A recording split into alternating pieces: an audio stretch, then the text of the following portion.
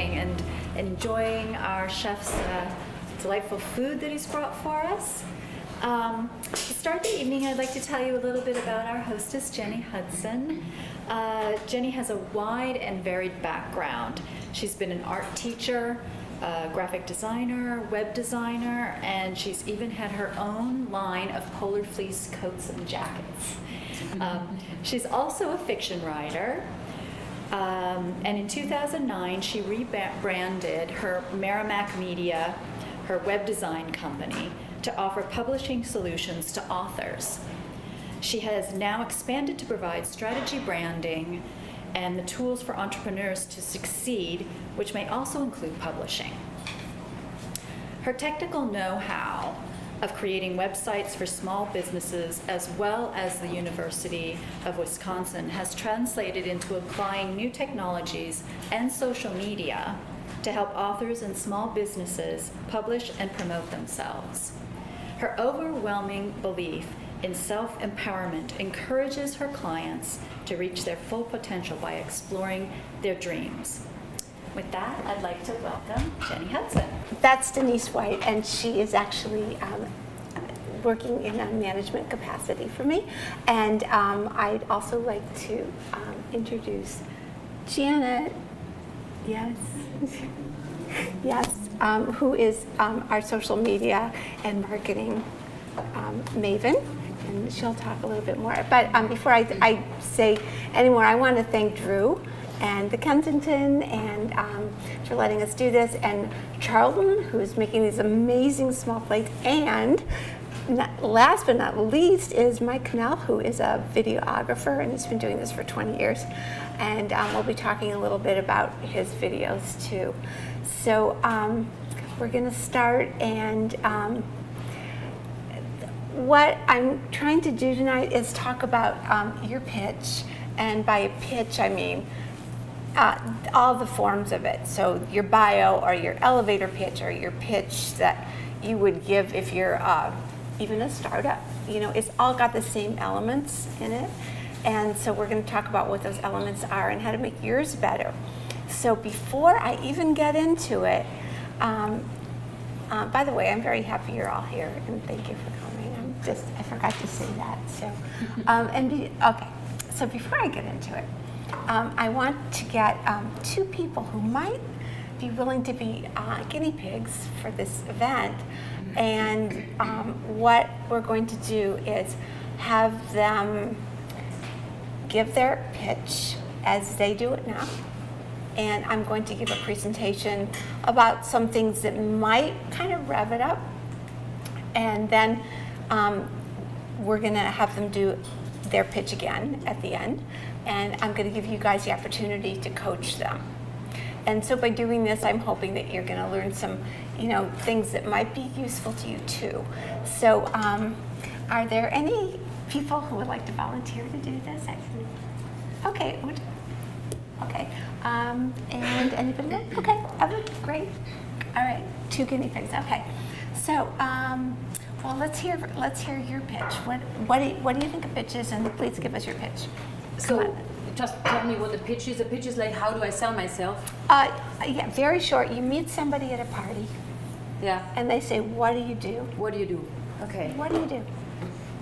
So, hi, my name is Ute, and I'm a singer, a professional singer.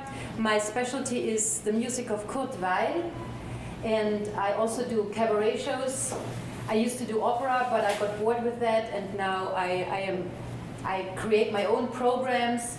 I like to draw people, my audience, into the music, into stories that surround the songs, because I believe that if you put the music into a context, it reaches the audience much better than if it's just a random song. And I believe in entertaining and information and putting it all together and just creating a great experience where everybody feels something and goes home and is somehow touched and yeah. That's it. Okay, very nice. And she's a wonderful singer too. So. Okay, Evan, do you want to come on up here? Hi, so I'm Evan Spencer, and my company is Totally Real Estate. It's a real estate company where I'm a real estate agent. My background is I'm the son of an attorney. My father raised me to be a litigator, and so from a young age, he taught me how to argue and see different points of view. And so when I got out of college, it was a foregone conclusion I was going to law school. So I graduated from law school, and I opened up my own law firm. And I was planning on becoming a litigator. So as I was working as a litigator, the problems with litigation is a lot of times the cases take a couple of years in order to finish. And so I had a background in real estate. And so what I ended up doing was when I got out of law school, it was the refinance boom times. So I started getting business as a real estate attorney. But it wasn't really fulfilling. The litigation was just a lot of arguing with other attorneys. It was very stressful. I was working 7 days a week and not really enjoying the practice of law. But I was enjoying the part of my real estate practice was meeting people, helping them buy a house. At the end of the day, you could say, "Congratulations, you just bought a house," and it was a sort of a fulfilling event for me. However, the real estate law it's a lot of paper shuffling. It wasn't very interesting work, but I really liked working with the buyers and sellers and people refinancing. So my stepmother was a mortgage broker, and she said, "Why don't you come and work for me?" And I really enjoyed working with her, and I was able to teach people about real estate and help them through the mortgage process.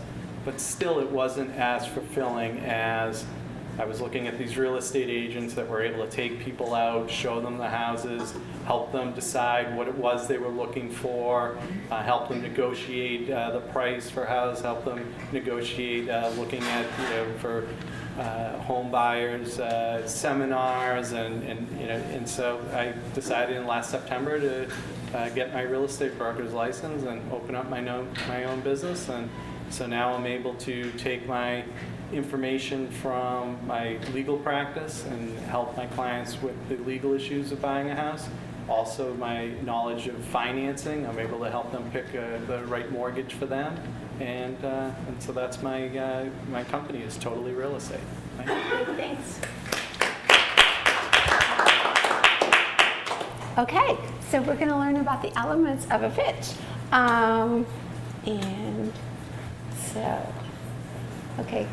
So you're already an expert at what you do, and probably you're an expert in more than one thing. And your personality and what you bring to your job isn't just your job. It's something else. And so on your name tag, you have something that you wrote about yourself. I think I wrote creative entrepreneur. So those are two things that I try to bring to the table when I'm working. And I'm sure you all have certain things too. And what we're going to talk about is how to get those into your story. Okay, so how do you get your message into the world? Maybe these are some of your hobbies. And I'm going to show you a video of a woman that I've been working with. And this is a pitch. This is a 1-minute pitch.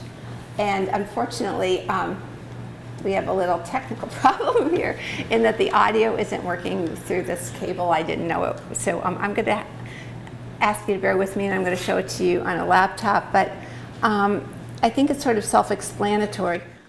Are you fit enough to be a grandmother? I'm Valerie McRoberts-Weiss, a personal trainer for 30 years and a brand new grandmother. I can ride a bike up a side of a mountain, but was shocked at how exhausted I was after spending an afternoon with my grandson for the first time. As a young woman, I was a dancer, and I became an exercise teacher because that's what dancers do when we quit dancing. However, I fell in love with teaching exercise. I love to help people figure out to solve the problem of their movement and how it works best for them and how they become more fit and more confident. And now I want to help solve those same challenges and same problems for people as they enter this new phase of their life as a grandparent. Okay, so it's concise, it's to the point, same thing, but it's got some other elements in it that really are important. And first of all, she stresses what the problem is. It's not just what she does. She's a personal trainer, yes, but the problem is that she has a grandchild, right? And all of a sudden she's using different muscles and she realizes that there's a problem. And guess what? She has a solution. And this makes her different because not only is she a personal trainer, but she's a grandmother personal trainer. Unusual, right? And so, and she has this insight, and so what she's doing and what we worked on is a ebook that she's putting out. She's doing a bunch of exercise videos and routines for grandmothers to get fit, and it's called Are You Fit Enough to Be a Grandmother? So yeah, and it came from her story and it came from her pitch. And so what she has done is she's putting a whole career change and a whole marketing thing into what's evolved from her pitch, which is really pretty exciting. So it's a pitch is your story, but it's hello. It's your story condensed, and it doesn't want to condense here. Okay, well, I had this cool little animation. It's not doing anything.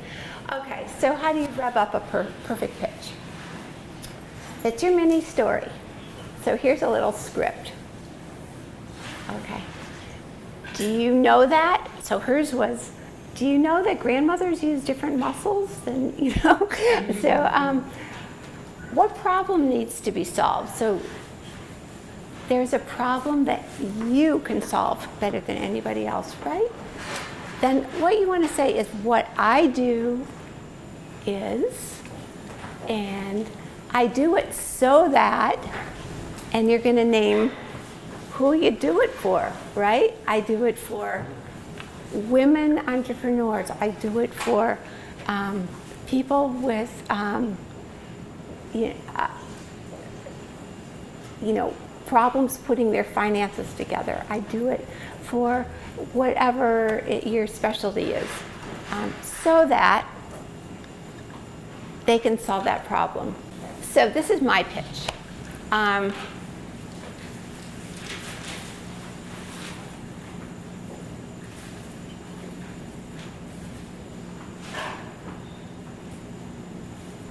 It might be a little long, could use a little editing, but but basically, that's what I do. You know, I help people sort of figure out their stories now, and it could be going into a book, but it could be going into helping them get their next level going. So how do you figure out what all those things are that you're going to put in it? So 2 weeks ago, the Boston Globe had this article in the magazine section about this girl who was a student in Maine, and she was applying for college, and she actually needed to differentiate herself from all the gazillion people who were applying for college, and she tried to think about what she does differently, and so she put all of her things that she does down on a sketchbook. So, I mean, obviously you're not going to do something like this for a client, but you could do something like this in a video, or really something very cute about, you know, yourself. And by the way, there's a ton of free video websites that you can go to and do little animations. Animoto is one, animoto.com. And so you could take something about how there's a problem, how you solve it. Maybe you have, you know, some of these interests that are going to make you different. But what you want to do is think a little differently. So she drew pictures of what she does. I mean, you know, and basically she said in her voiceover, I may look like a regular middle-class white girl from Maine, but this is my differentiator. This is who I am. This is what I do. So she stated the problem, and she talked about how she's different. And so that's school, right? But how about the real world? Maybe you help people gain control of their finances. Maybe you're a dentist. My husband's a dentist, so he helps people with their smiles, but he also helps people be more confident. And so that's what he could say. I help people feel more confident, feel like they could be more successful in their life. So you don't just necessarily say, I'm a dentist. I help people feel more confident. I solve this problem for people. Or perhaps you provide a support system to help navigate buying and selling a house. If you do use your pitch for a bio, you also want to think about, you're going to need more than one. Not everyone's the same. You're going to find that you're going to tailor it towards where you're going to be sending it and who you're going to be talking to. And you're going to, I think, find that if you put a little bit of your story in there, and you need to temper it. You can't, you don't want to be you want it to be about what you're going to do for someone else. What are they going to get from working with you? It's not even about you, even though it's your pitch and your bio. People want to know what you're going to do for them.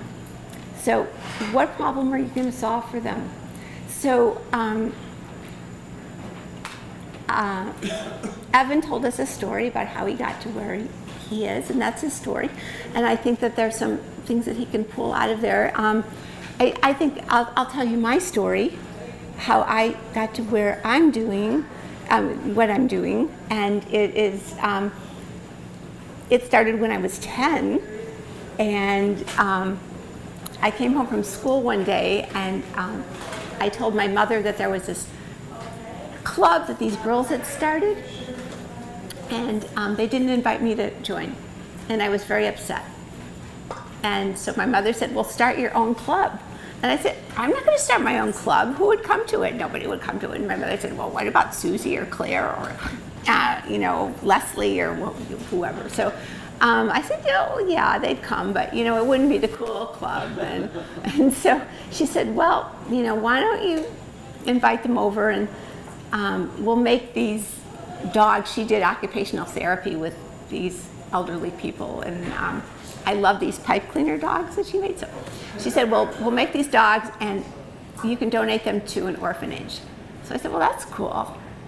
So I did. I invited the kids over and they came, and my mother had contacted the Toledo Blade, which was the newspaper where I was from, and they came and photographed this, and they did a whole spread on our meeting, and we had a whole full page thing, and we went into school the next Monday, and we were the cool club. So I forgot all about that, right? So I had a novel that I wrote, and it was with an agent, and he gave it back to me after 6 weeks and told me that he was only going to work with authors who'd been published before, and that I'd have to look elsewhere. So I was already writing another novel, and I didn't think I should spend the time looking for another agent because it didn't prove very fruitful. So I decided that maybe I should self-publish. And I heard my mother's voice, and she said to me, start your own club. Mm-hmm. And I said, yeah, I think I will. And so I started publishing, and then I started doing books for other authors. So for me, it's all about self-empowerment. So not only do I bring people books and maybe a new career and this and that, but I feel like what I bring to them is a chance to come into themselves and empower themselves to do what they need to do.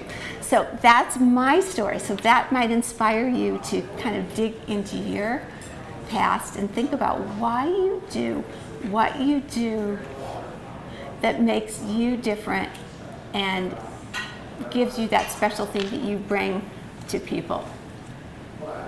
So, what does video have to do with this? Video is very, very powerful. There is two kinds of pitches, of course. There's the in-person pitch. You're going to go up to someone and go, hi, I'm so-and-so, and that's great. But there's the kind of pitch that you can do on your website or in social media where you don't even have to be there. So it's important that you can use technology to, broaden your pitch broaden your audience, get out there in the world. And so Mike here does amazing videos. I mean, he's done some, I've seen him work with 2 cameras, and he uses lights, and he knows sound, and they're great. When you're starting out, and if you don't have a budget for him, and I mean, I think that he's not out of range, and you should definitely talk to him. But sometimes,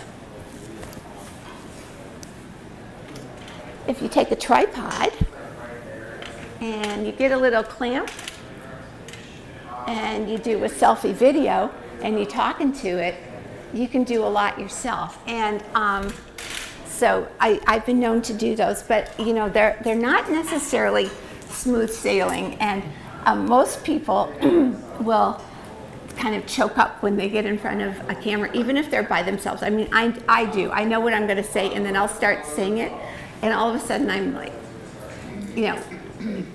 tripping over my words, and I have to start over.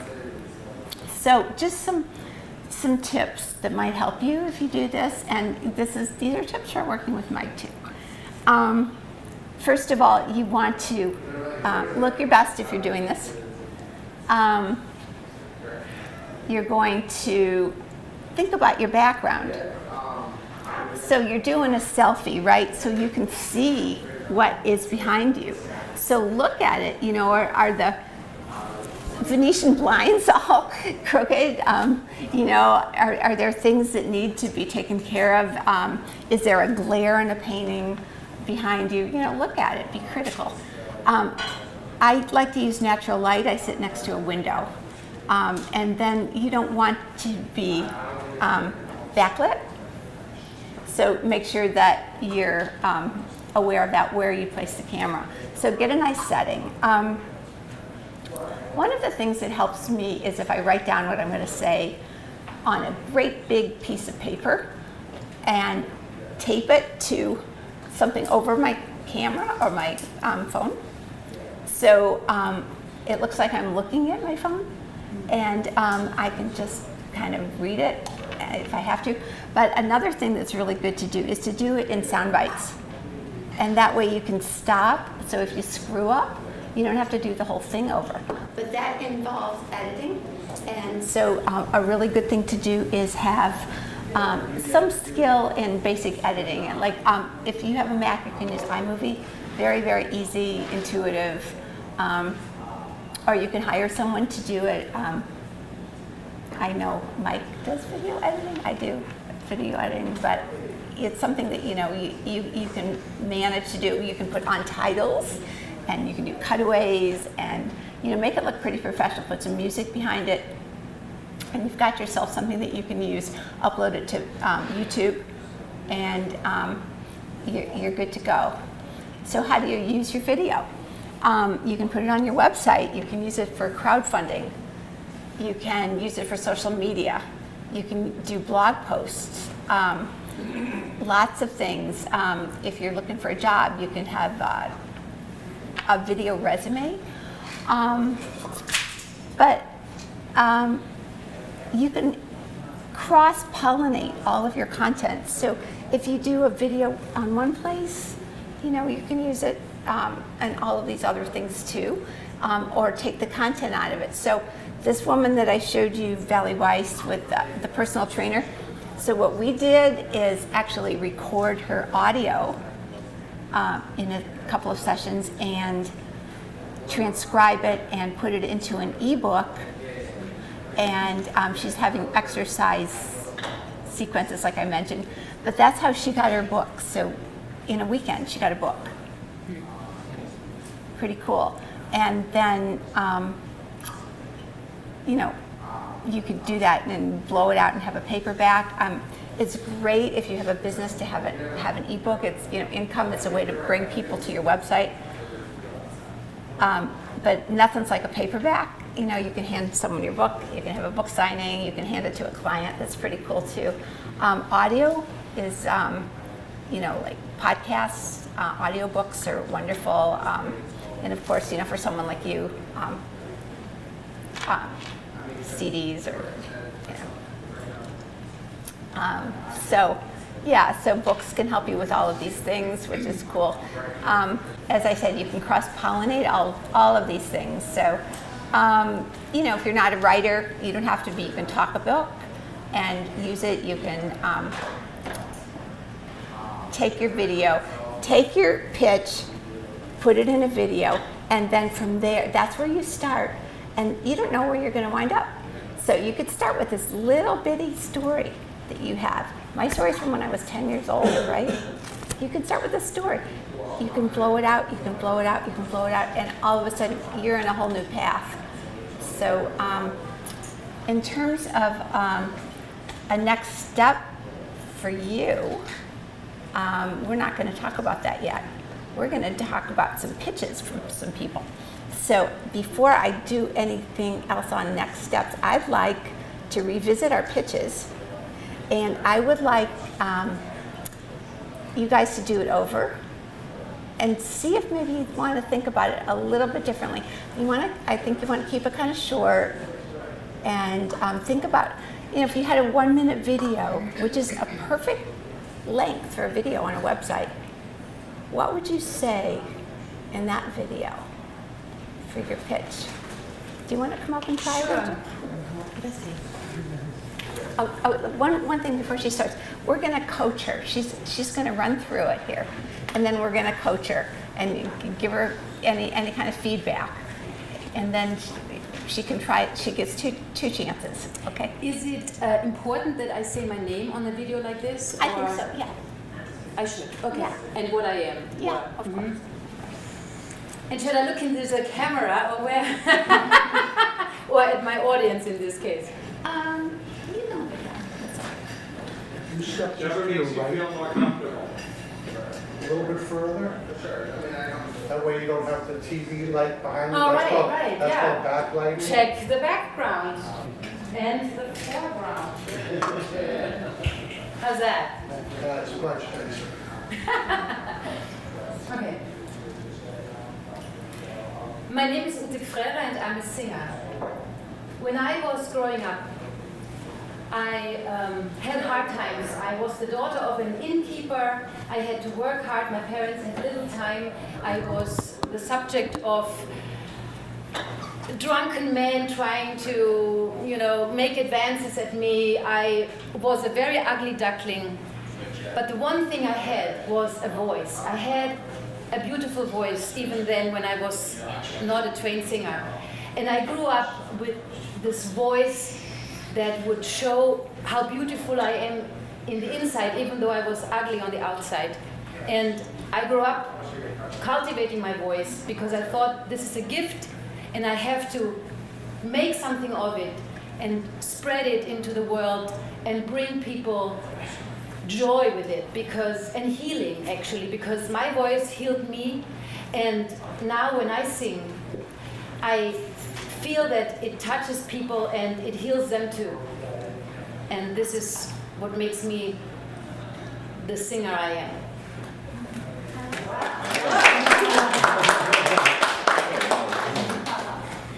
What do you guys think?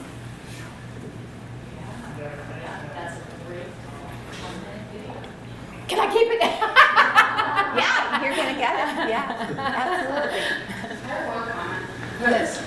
I like how you start with like a negative to a positive, but I think you could maybe soften it a little in the beginning of like the negativity of like why of like your voice, of finding your voice. Like I guess for example, you said like advances of men and things like that. Maybe we can change that a little. Does that make sense? No, I didn't understand. So I You started. said something like you were like receiving like unwanted advances and it seemed really negative. Yeah. And I understand like the positive flip to it, but maybe there's another spin we can put on it. Just my own recommendation. Still not sure if I understood. So because are you saying to me that there was too much negative and I should not Just a little. be too negative because Yeah. it sounds like I'm coming from the slums or something like that? And Yeah, just maybe Okay. Yeah. A little less. Okay. Yeah. Not too fluffy, but like Yeah. because it has like a lot of like excellent personality and history to your story. To me, that had a lot of heart, though. I mean, it really did, and it made me want to hear her music. I mean, more than the first time she gave her pitch. Yeah. Cool. Okay. Do you want to try it once more? Oh my gosh. You don't have to. You don't have to. Well, I tried once more, but who knows? Okay. So a little less. So should I leave out those names? No. I don't know. Sorry, I don't know if it was really good. Okay. Well, let me just. It was really good. So just Okay. do it again. Let me just. Okay. My name is Ute Frera and I'm a singer. I grew up in Austria as the daughter of an innkeeper, and my childhood was kind of difficult for me. My parents had little time for me. I had to work a lot. I was surrounded by drunken men who tried to make advances on me. I was a very ugly duckling, but I had a beautiful voice, and I was singing and working in the kitchen, cleaning the dirty pots and thinking one day I will rise up from this dirt and like the phoenix from the ashes, and I will soar with my voice. And I did. I traveled the whole world. I started singing professionally. I cultivate this gift that I got, and I want to pass it on to my audience and make them feel things that they might have forgotten, make them feel better about themselves, like my voice helped me make me feel better about myself. It has healed me, and this is what I want to pass on, and I'm grateful that this is my profession and my vocation. So, Okay. Anybody want to say anything about that one? Excellent. Yeah, that's good. so which Yeah. one did you like better, the first one or the second one? Because they're very different. They were very different now. One. I like the first one better. Yeah, I would actually agree with Janet, right? I don't think you need to think about the men.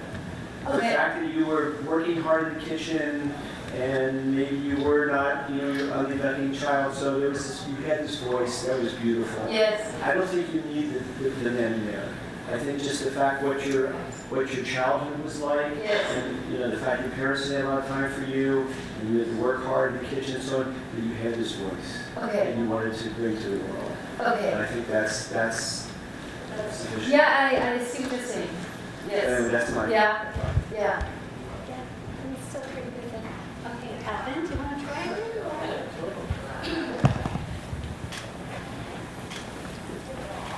Thank you, by the way, for the feedback. Great. Hi, so I'm Evan Spencer, and my company is Totally Real Estate. I grew up the son of a litigator, and the expectation for my family is that I would become a litigator. So when I graduated from college, I entered law school because that's what I was supposed to do. And after law school, I opened up my own law firm, and I was litigating. But one of the things with litigation is it takes a long time for the cases to pay, so I needed something to pay the day-to-day operation bills and pay the rent and everything. And so I had a lot of experience in real estate. So it was during the real estate boom, so I started representing buyers and sellers and lenders in real estate transactions. And I found that I really enjoyed that, and I enjoyed that more than litigation. And litigation, a lot of stress, was arguing with people all day, was dealing with people in situations they didn't want to be in. Evan, I'm going to stop you. This is the same one you gave us before. I want you to think about it differently. Can you people think of maybe some hints for him? Okay, let's give him some help. So the first time you gave the pitch, when you came to life, was when you talked about how people are happy when you say you just bought a house, I could see your passion there. For me, your story is so simple. You did something you didn't find passion in, and then you found something because you realized that there is something out there, and that's what you do now. And you take all your expertise from all the other stuff you did, and you are the great package now for somebody who is looking for a house. You know how to finance, you know how to find it, you know how to get it to them, and that makes you happy, and that's what you have to tell us, because that's where the strength is. So, Everything That's else is so, Someone not else's interesting story. to us when we Yeah. lose you. Yeah. so You're losing so, us. So Yes. just not tell the background. Just say. Well, you came. Where you came from. Your story is your father wanted you to be a litigator. Okay. But what, then, what did you want to do? Okay. All right. So my company is totally real estate, and my background is I was the son of an attorney, and the expectation in the family was for me to be an attorney and be a litigator. And when I opened up my law firm, I started doing a lot of real estate transactions and found that I enjoyed the real estate portion of my practice a lot more than the litigation. And as I started exploring that, I realized that I really enjoyed working with the borrowers, buyers, and sellers in educating and teaching them about the process. Problem was the real estate law it was all paper shuffling, and it wasn't really that interesting to me. So I ended up taking a job with my stepmother working for a bank and helping people to navigate the financing process. And I really enjoyed that more than working as a real estate attorney. And then I had a client who was working with a realtor, and he was very dissatisfied with the way the realtor was working with him and seemed to be steering him to properties that he didn't like. And so he said to me, geez, you have so much knowledge, I wish you could be my realtor. So what I did was I said, I can. I've got the ability to do that. And so I went and got my real estate license in September. And that's what I've been doing ever since. I've been helping people navigate through the legal process, the financial process, and buying houses. I didn't keep in the part that you wanted. it's in there somewhere. Yeah. Yeah. It's in there. It's better. It's better. It was better. It was better. All right. Yeah. I think that the part that's missing for me is the part that you bring other people. And like the problem for other people is that they don't have one person that understands everything. Right, listens to. And You listen. and you get it, and you know all the pieces, and so you're a person that they can trust because you know all the pieces, right? Mhm. So that's, I think, for me, the pieces that's missing. What about anybody else? Does anyone? I just want to add on top of that is that sometimes one of the most engaging ways to impact an audience is what problem do you solve? Ask the question, what problem do you solve for people? And then you present the problem first. And then, because I think often it's easy to start with the solution. This is what I do, this is what I solve. But if you start with the problem, that could engage the audience. That's a great suggestion, and I think that's part of the thing that I'm trying to do here. So Like such as what? Yeah, well- I mean, what you tell us? What problem do people have when they're buying a house? it's a million problems. Okay. So for example, what are some of the pains when a new buyer goes into the market? Where do they start? They might not know what they're doing. What are some of the questions that a first-time home buyer might have? I'm sure you know more about it. All right, well, so, I mean, yeah, basically the concept of totally real estate is that I'm combining my knowledge of the law, my knowledge of financing to help steer buyers down the right direction.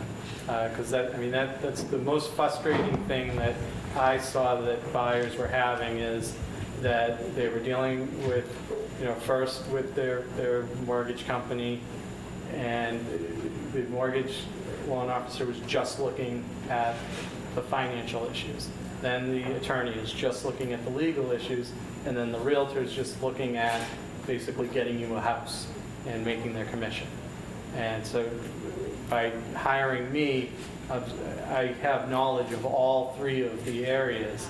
And so I'm able to eliminate a lot of the perilous paths that people fall under, and then they just become so disillusioned with the entire process, and then they just give up. That was good. So make people feel comfortable. Yeah. That was really good. You know, like if you say, you know, I'm Evan Spencer, and then you go into what that problem is. Mm-hmm. I see the problem as this, and then I have the solution for it. And my differentiator, of course, is because your differentiator is because you have all that stuff. So I think you said it, you got it. All right. That's good. Anybody else? Yeah, so I wanna, how is it a support you? Like, why don't you start with that story that you share with us and add more color, like give a name to the client that you help with, and say this is a reason I want to start this career in real estate to help people, such as this person day in day out, and then you can get into the stories of why you want to do this as a career, why did you switch from being a lawyer to this one. I think that will probably leave a longer lasting impression if you started with a story.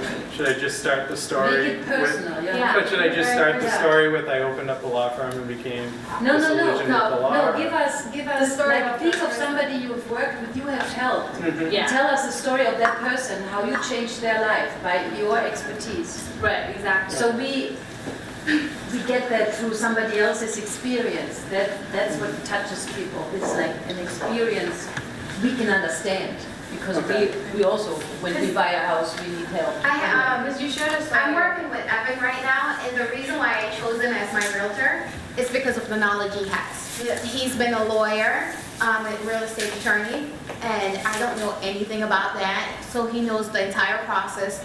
And that's why I felt comfortable choosing him as my real estate agent, because he knows the entire process, as opposed to someone who just wants my money basically, just to sell me a house. I love the fact that he knows about the background, the mortgage process and everything. And that's why I felt comfortable going to him. Perfect. See, that's exactly it. That's exactly what So we can I need just from bring him. her with me? Yeah. So then just get rid of the background story, or? I think so. Yeah, Okay. I think so because when you meet someone and you give them a pitch, elevator pitch, it's like an elevator, right? And you'd have to have a really, really tall building for that So story. sort of going back to when I first met with you, the pitch that I gave you. Yeah, Okay. but a little more like what problem you solve and what makes you different and who you work with and yeah. Okay. And videotape her. Yes. No, and put her on your website. That's Oh, yeah, right. yeah, That's yeah. right. Video testimonial. Yeah. Absolutely. Great. Absolutely. Yeah. As long as I'm getting a commission. If your video brings in referrals, you'll get it. That's great. Thanks. Good sports. Wow, that's great. So, are there any questions, or is anything anyone might want to talk about? Because yes. Did you have your hand up back there, or you're eating? I can't see. Her? Yeah. She's all. She's asking me something. Oh, I'm sorry. Yes. Did you have a question? Oh, you must have been eating. Okay. All right. Good. All right. Well, yes. How about like if someone is really shy in terms of like I know a lot of people who shuns away when it comes to when it comes to social media. They come not me. Like they're really like some people are really private in terms of like they're really private and they don't want any information that is displayed online or somebody can manipulate and misuse. So how can you persuade someone that if let's say because right now it's all about technology, you have to get some, you have to show yourself, you have to be visible, but for people who There's two kinds of social media, and I'm sure Janet can address this also, but I mean there's private social media that you share with your friends, and then there's a page that you might have for your business, and you're going to have totally different things on that. And I work with authors a lot, or I have worked with authors a lot, and authors are pretty much introverted. And I mean, I'm an author myself, so I get it. And we're not a social media bunch. So I mean, personally, I hire someone to do it for me for my business, and I just do it for fun on Facebook, with friends. But you don't have to do it. I mean, you have to have a presence, but you don't have to do it yourself. We can help you with that if you want, but and there's other people too that can help you. But you do want to use it. I mean, Facebook. I have a love-hate relationship with Facebook. I mean, it's fun personally, but for business, I mean, they started this whole thing where you'd put a post up, and then only 5 people would get to see it for your business, and then because they wanted you to pay for it, and then now you have to promote your posts, and I use a lot of Facebook advertising now because they have just everybody in the world is on Facebook, and you can target it, and you can get some really good results with a Facebook ad, and so it's worth doing, right? But you don't have to do it yourself. Yes. I mean, you don't have to do it at all. There's other ways to promote yourself. In person, you going out and giving talks, which also has its own issues around being in front of people. But you don't have to. You don't have to be online. It depends on what your business is. Well, that's true. But I mean, if I go to a talk, the first thing I'm going to do is go back and check out someone's website. Also, you control what you put out there. So it's what you want everyone to see. If you don't want someone to see something, you just don't post it. If you want to share it, you just share it as well. So, yeah. That's right. Yes. I'd just like to add, in my opinion, it's about who you want to work with or who you want to sell to. So you shouldn't be putting in your effort on Twitter if none of your clients or your customers or anyone is on Twitter. I mean, you're going to be wasting a lot of effort. But if they're all on LinkedIn, then it would make sense to, publish LinkedIn articles, connect with people, regularly update your status there. In other venues, I mean, it all depends on who you want to connect with, and then contact them in the best ways. And that it doesn't have to be social media. It could also be email marketing. It could be writing a blog, or Jenny says, you could write a book. It's all about, who you want to connect with and how you're going to reach them and what kind of engaging and authentic content you're going to deliver. Okay, that's great. We have a thing coming up. Denise can tell you about it, and then Charlton's made these amazing small plates. And by the way, he's a chef that's worked at some of the best restaurants in Boston, and he has a catering business, and so this is a real treat for him to be with us tonight, and so I hope you'll enjoy that. I'm looking forward to trying it myself. So I'm going to turn you over to Denise. Did you want to hand out these two? Oh, yeah. So Jenny's going to offer, the 3 of us are going to offer a workshop. And it's 2 days, June 16th from 7 to 9 and June 23rd. They're both Thursdays from 7 to 9. And the 3 of us will help you create your story, videotape your story, and find out where you want to promote it and how to promote it. And on this brochure here, it'll tell you in more detail what we're going to offer. It'll be held here, just on the other side of this room, in a private conference room. It'll be a lot of one-on-one, so you'll get a lot of one-on-one help. We'll actually sit down and create a video that's yours and help you decide where you want to publish it, if you want to go from there to doing a blog or an ebook or whatever social media that works best for you. Normally it's $299, but if you would register for it tonight and pay for it tonight, it's only $199, and it's actually a very good value. You come away with a really slick product that you can put on your website, and it would be well worth, I think, your effort to get your business started, your personal brand started, or even your resume or your engagement with a new employer. This can be used in a lot of different ways. So I hope that the information tonight was helpful and that you could join us and develop your own story.